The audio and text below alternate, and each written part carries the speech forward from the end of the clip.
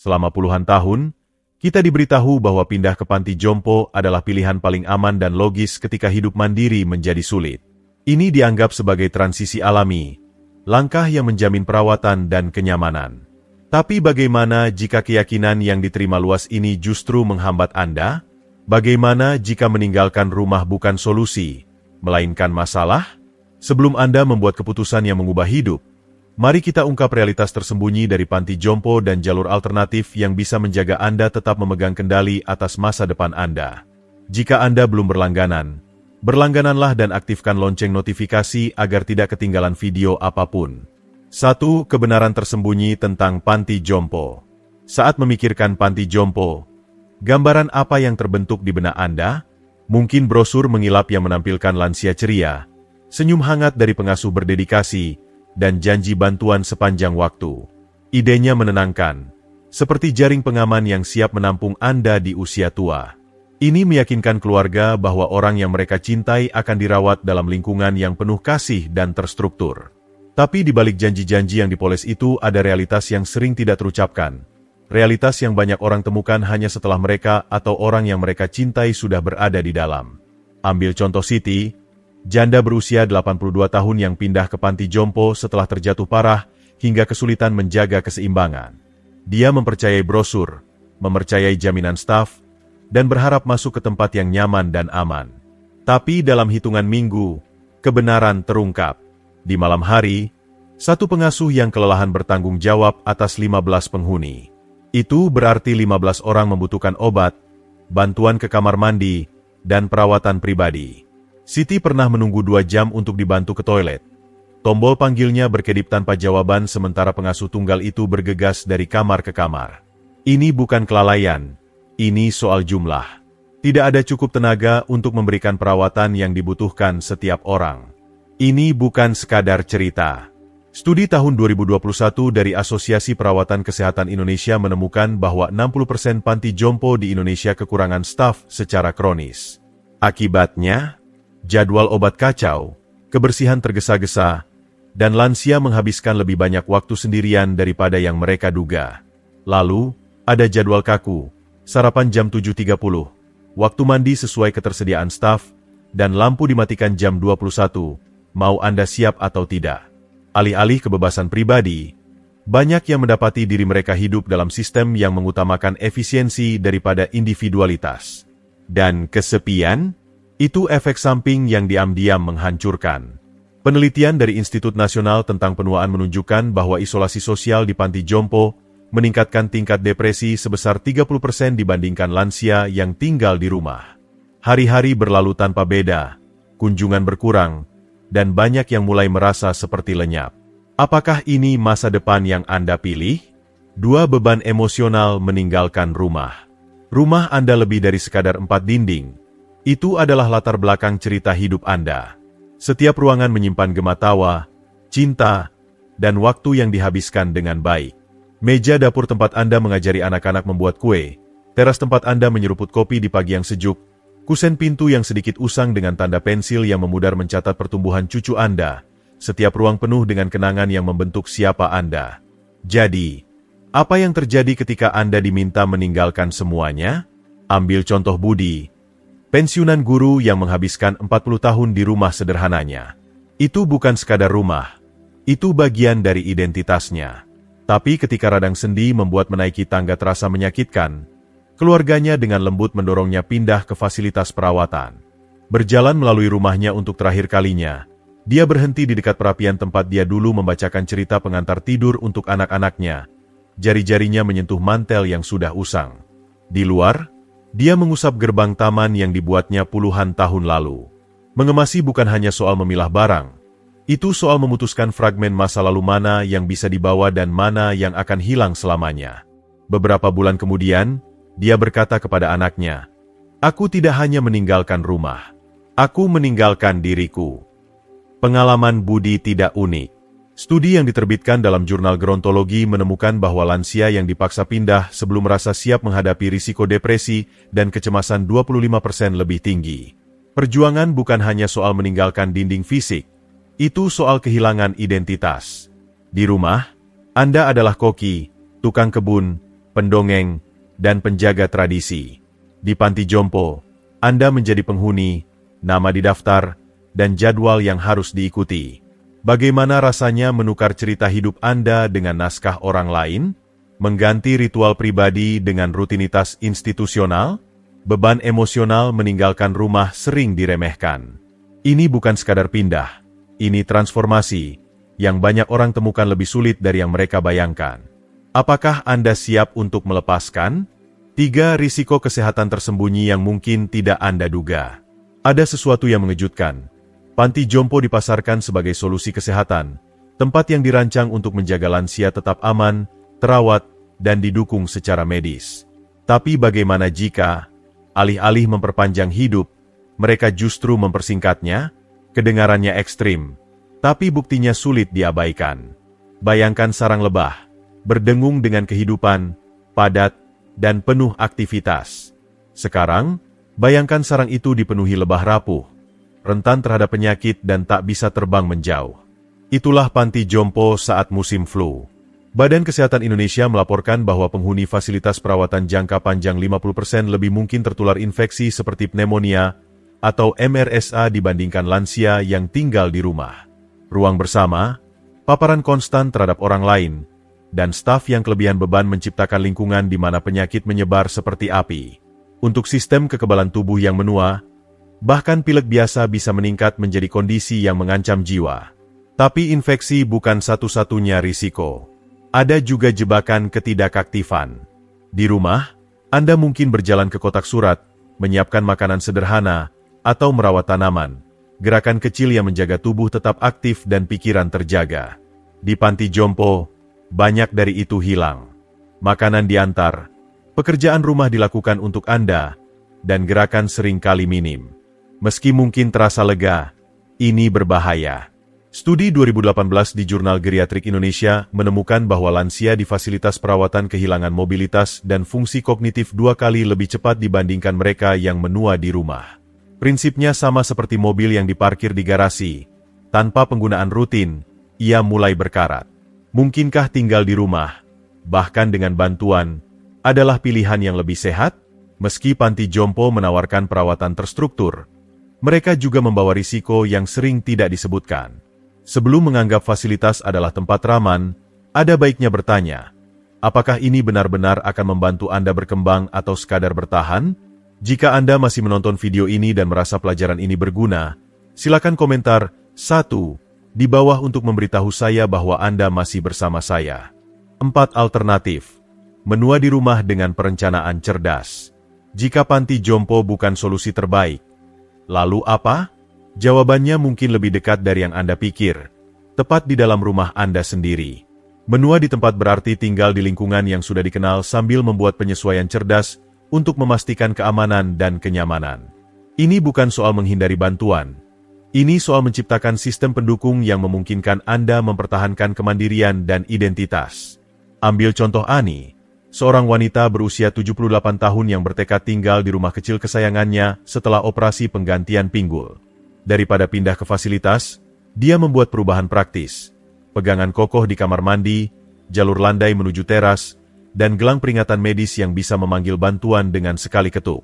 Dia mengatur pengasuh untuk berkunjung 2 kali seminggu membantu memasak dan bersih-bersih.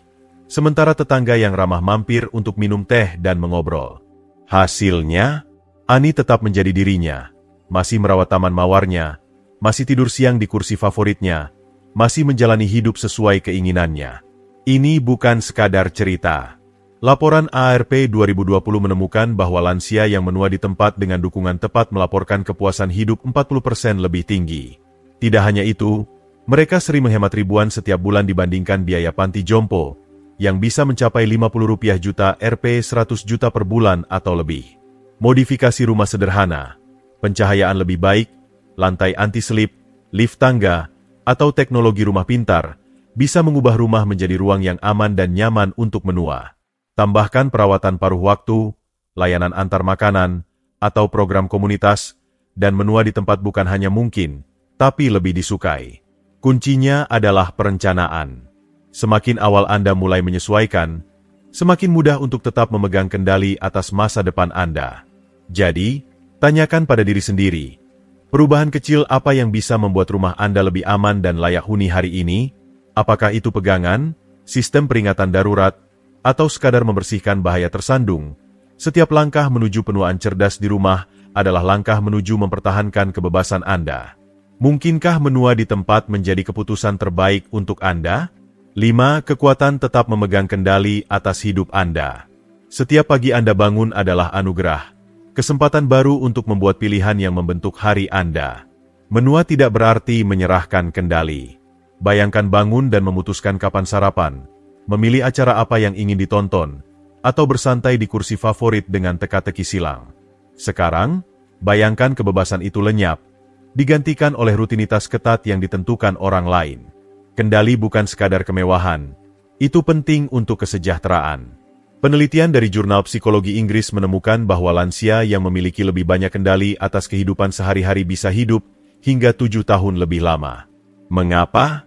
Karena kekuatan membuat pilihan menjaga pikiran tetap tajam, semangat terlibat, dan kesehatan secara keseluruhan lebih kuat. Ketika Anda bisa memutuskan seperti apa hari Anda, itu memberi Anda rasa tujuan dan motivasi. Kabar baiknya, tetap memegang kendali tidak memerlukan kemandirian penuh.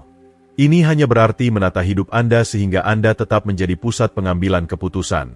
Mempekerjakan pengasuh beberapa jam seminggu memungkinkan Anda mendapat bantuan yang dibutuhkan sambil tetap melakukan sesuatu sesuai cara Anda. Menata ulang rumah untuk aksesibilitas memastikan Anda bisa bergerak bebas dan aman. Bahkan pilihan kecil, seperti merencanakan makanan atau menentukan waktu tidur, memperkuat otonomi Anda. Menua di tempat, bukan pindah ke fasilitas, memungkinkan Anda terus membentuk hidup Anda. Alih-alih menyesuaikan dengan jadwal institusi, Anda memutuskan bagaimana menghabiskan waktu. Kebebasan ini menjaga identitas Anda tetap utuh, mengingatkan Anda bahwa Anda masih Anda. Jadi, seberapa berarti untuk tetap memegang kendali? Perubahan kecil apa yang bisa Anda lakukan hari ini untuk memastikan Anda tetap mengendalikan hidup Anda sendiri? Apakah itu memodifikasi rumah, membangun jaringan dukungan, atau sekadar membuat rencana untuk masa depan? Setiap langkah menuju kemandirian adalah langkah menuju hidup yang lebih panjang dan bahagia. 6. Realitas keuangan yang bisa menguras tabungan Anda. Mari bicara tentang uang, karena dalam hal panti jompo, biayanya cepat menumpuk. Bayangkan tabungan Anda seperti ember dengan kebocoran kecil. Awalnya, Anda tidak menyadarinya. Tapi seiring waktu, tetesan itu menjadi banjir, dan tiba-tiba, tabungan yang susah payah Anda kumpulkan hampir habis. Di Indonesia, biaya perawatan panti jompo berkisar antara 50 juta rupiah hingga 150 juta rupiah sebulan. Itu 600 juta rupiah hingga 1,8 miliar rupiah setahun. Sekarang, bayangkan selama 1 dekade, 6 miliar rupiah hingga 18 miliar rupiah. Dan jika Anda berharap BPJS Kesehatan akan menanggungnya, pikir ulang. BPJS hanya membayar untuk rehabilitasi jangka pendek, bukan perawatan jangka panjang. Jaminan sosial? Itu akan membantu, tapi hanya setelah Anda menghabiskan hampir semua aset Anda, meninggalkan Anda dengan sedikit kendali atas masa depan keuangan Anda. Sekarang, mari balikkan ceritanya. Menua di tempat dengan dukungan tepat bukan hanya pilihan gaya hidup. Ini langkah keuangan cerdas. Pertimbangkan biayanya. Memasang jalur landai mungkin menghabiskan 15 juta rupiah. Mempekerjakan pengasuh untuk 10 jam seminggu dengan tarif Rp250.000 per jam, itu sekitar 130 juta rupiah setahun. Bahkan dengan kombinasi modifikasi rumah dan bantuan paruh waktu, biayanya tetap jauh lebih kecil dari yang Anda bayar di panti jompo. Plus, Anda bisa tinggal di lingkungan yang sudah dikenal sambil menjaga lebih banyak tabungan Anda tetap utuh. Apa yang bisa Anda lakukan dengan uang itu? Bepergian, berinvestasi untuk pendidikan cucu-cucu Anda, atau sekadar menikmati ketenangan mengetahui keuangan Anda tidak lenyap ke biaya institusi. Pilihan ini bukan hanya soal di mana Anda akan tinggal. Ini soal bagaimana Anda melindungi apa yang telah Anda bangun dengan susah payah. Jadi, sebelum Anda menganggap panti jompo adalah satu-satunya pilihan, tanyakan pada diri sendiri, mungkinkah menua di tempat menjadi keputusan keuangan yang lebih baik? Dengan perencanaan yang tepat, Anda bisa mempertahankan kemandirian dan kekayaan Anda. Langkah apa yang bisa Anda ambil hari ini untuk mewujudkannya? 7. Beban psikologis. dan cara melindungi diri Anda. Mari kita lihat melampaui aspek fisik dan keuangan panti jompo. Bagaimana dengan beban mental dan emosionalnya? Bayangkan bunga yang dicabut dari tanahnya. Tanpa nutrisi dan stabilitas lingkungan alaminya, ia mulai layu. Begitulah perasaan banyak lansia saat pindah ke fasilitas perawatan. Mereka kehilangan tujuan hidup, dan rutinitas harian mereka menyusut menjadi siklus menunggu. Untuk makan, untuk pengunjung, untuk kegiatan terjadwal berikutnya. Studi 2019 di Psikologi dan Penuaan menemukan bahwa 35% penghuni baru panti jompo menunjukkan tanda-tanda penurunan kognitif dalam 6 bulan saja. Mengapa? Faktor utama adalah hilangnya otonomi secara tiba-tiba. Ketika Anda tidak lagi mengendalikan aspek dasar hidup Anda, kapan bangun, apa yang dimakan, atau bagaimana menghabiskan waktu, itu menggerus ketajaman mental dan identitas Anda. Sekarang, bandingkan dengan menua di tempat. Bahkan dengan bantuan dari luar, Anda tetap memegang kendali. Anda tetap menjadi tukang kebun dalam hidup Anda sendiri, memutuskan apa yang harus dipangkas dan apa yang harus ditanam. Lingkungan rumah yang familiar, rak buku yang Anda isi, dapur tempat Anda memasak, kursi yang pas, membantu menjaga identitas Anda. Studi menunjukkan bahwa lansia yang tetap tinggal di rumah dengan dukungan tepat mengalami kesehatan mental yang lebih baik dan penurunan kognitif yang lebih lambat. Kunci untuk melindungi diri bukan hanya tinggal di rumah. Ini soal tetap terlibat. Entah itu merawat kebun, menulis, memasak, atau bahkan bermain alat musik. Menjaga pikiran dan tubuh tetap aktif adalah esensial. Jadi, tanyakan pada diri sendiri, apa satu hal yang Anda sukai yang akan Anda perjuangkan untuk dipertahankan? Apapun itu, pegang erat-erat. Karena pada akhirnya, menua bukan hanya soal menambah tahun pada hidup, ini soal menambah hidup pada tahun-tahun itu. Sekarang setelah kita mengungkap realitas panti jompo, kekuatan menua di tempat, dan pentingnya tetap memegang kendali atas hidup Anda, apa yang telah Anda pelajari? Apakah ada wawasan ini yang mengubah cara Anda memandang masa depan Anda? Kami ingin mendengar dari Anda. Komentar di bawah dan bagikan satu hal yang Anda pelajari hari ini yang berencana Anda praktikkan dalam hidup Anda sendiri. Entah itu penyesuaian kecil di rumah, rencana keuangan, atau sekadar keputusan untuk tetap terlibat dan mandiri, perjalanan Anda penting. Jika Anda merasa video ini membantu, silakan tinggalkan komentar di bawah, dan jangan lupa untuk menyukai, membagikan, dan berlangganan kanal YouTube kami.